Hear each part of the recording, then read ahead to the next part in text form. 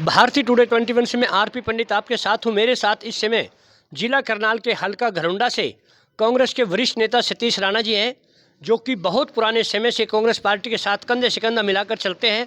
हर programme और अपने हलके के हर किसी गांव में जिस तरह से इनका नित्य प्रतिदिन आना जाना रहता है, तो मैं सर आपसे आज बात करूंगा। जैसे बिहार में कांग्रेस पार्टी को और आरजेडी को बहुत बड़ी आशा थी, वहाँ के जिस तरह के नतीजे सबके सामने हैं, क्या आपको ये चकित करने वाले लग रहे हैं? देखिए, जिस तरह से लोकतंत्र की हत्या की जा रही है, चुनाव से अन वक्त पहले 40,000 करोड़ रुपया जिस तरह से बिहार के लोगों को लुभावना लालच देकर 10-10 हज़ार रुपये उनके अकाउंट में दिए गए, इससे तो सरेआम ये नज़र आता है कि चुनाव को, हर स्टेट का चुनाव की परिस्थितियाँ अलग होती है और चुनाव को खरीदने का और वोट को खरीदने का काम भारतीय जनता पार्टी द्वारा किया जा रहा है। अच्छा, अगर हरियाणा में भी इसी तरह से जैसे बीजेपी ने आरोप लगा दिया कांग्रेस पार्टी की वहाँ पे खरीद दिया, तो यहाँ भी अगर ऐसा हो गया तो क्या करोगे? देखिए, वोट चोरी का जो राहुल गांधी जी ने एक मुद्दा उठाया, ये एक ऐसे मुद्दा नहीं है।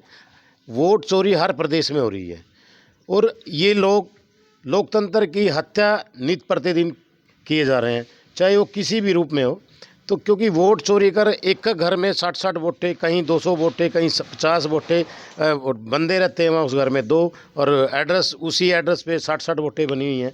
कोई जापान से आके वोट बन रही है, कोई बिहार वाले की हरियाणा बन रही है, कोई हरियाणा वालों की बिहार में बन रही है।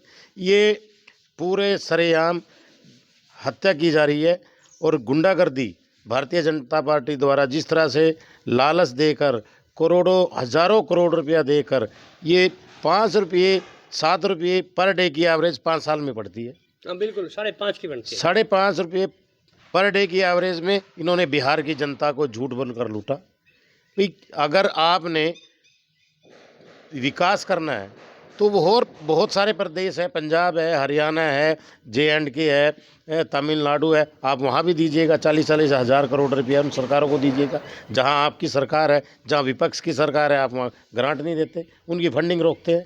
तो ये सरेआम गुंडागर्दी पे ये लोग उतर आए हैं और ये देश को समझना पड़ेगा भी देश, भारतीय जनता पार्टी देश को किस तरफ लेके जा रही है। तो जैसे हरियाणा प्रदेश में चौधरी भूपेंद्र सिंह हुड्डा जी, चौधरी दीपेंद्र जी और भी अन्य नेताओं ने जगह जगह ये आक्रोश एक रैली निकाली, तो हरियाणा में क्या बदलाव कर रहे हैं आप लोग?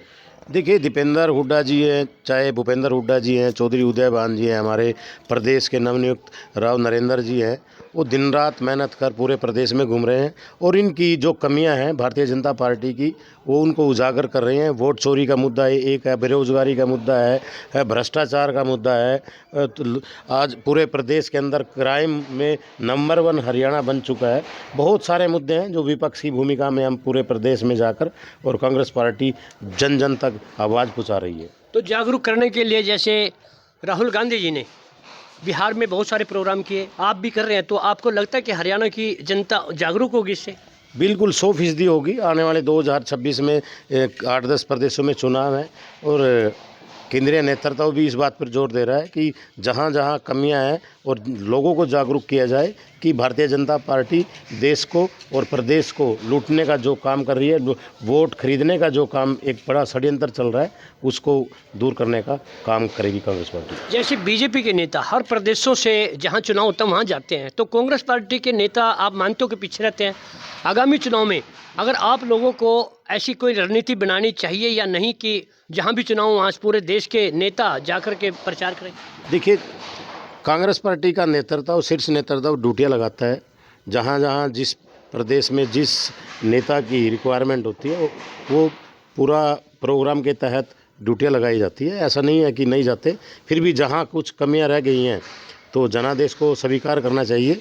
जहाँ कमियां हैं उसको दूर करने का काम करेंगे और इन फ्यूचर में जो कमियां रह गई है उसको दूर करने का काम कांग्रेस पार्टी करेगी।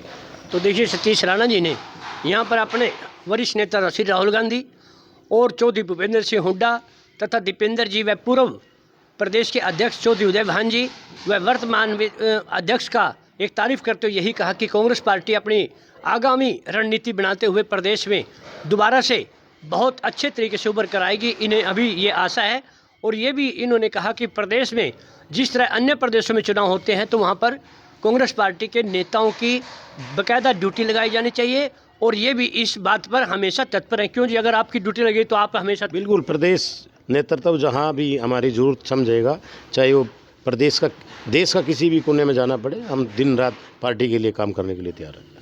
तो हम पुनः फिर सतीश राणा जी से बात करेंगे। तब तक के लिए जय हिंद, जय भारत।